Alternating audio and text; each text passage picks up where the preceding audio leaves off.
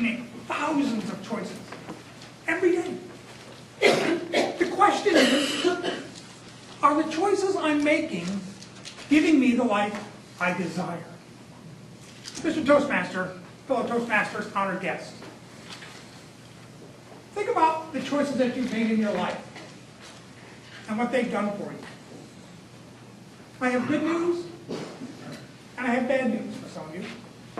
The good news is that the choices you make have given you the life that you have today. The bad news is the choices you've made have given you the life you have today. Which way has it gone for you? How's it working for you so far?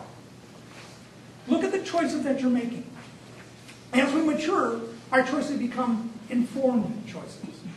We look at what we're doing and look at what the things are that we're challenged with and how we're going to attack it in the best way. You have goals in your life. When you're working towards those goals, do you have the passion to get to that goal? Often we do. And we have people that sometimes support us in getting to that goal.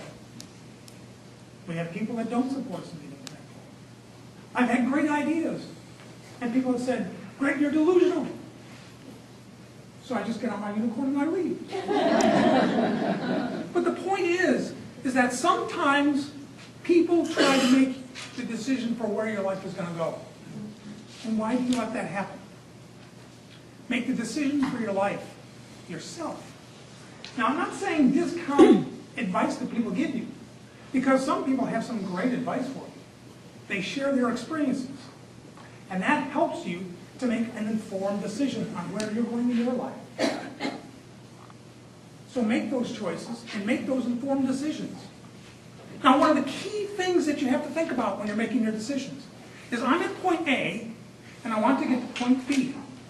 What are the steps that I have to take to get to point B? And here is the challenge. Because sometimes the steps it takes to get to point B are not steps that you want to take. An example. In my early 20s, shortly after I quit college, I thought, you know what, I'd like to be a lawyer. That would be a cool job. What do I have to do to be a lawyer? Well, I have to go back to school, which I hated. I have to read boring material, which I can't stand. So, obviously, I can't be a lawyer. So I took those decisions and said, I can't take the steps, so why waste the energy on something that I can't do? I'm going to put my energy towards things that I can do. And that's what I did. I focused on that which I wanted to do. Now, sometimes decisions that you make, the choices that you make, have consequences. Now, for most of you, when you hear the word consequence, you probably think negative. And a consequence is not always negative.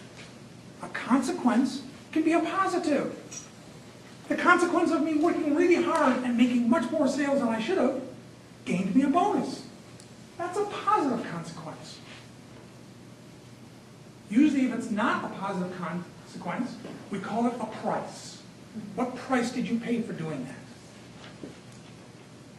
But even a price can be a positive, because you have to pay a price in those steps to get to your goal.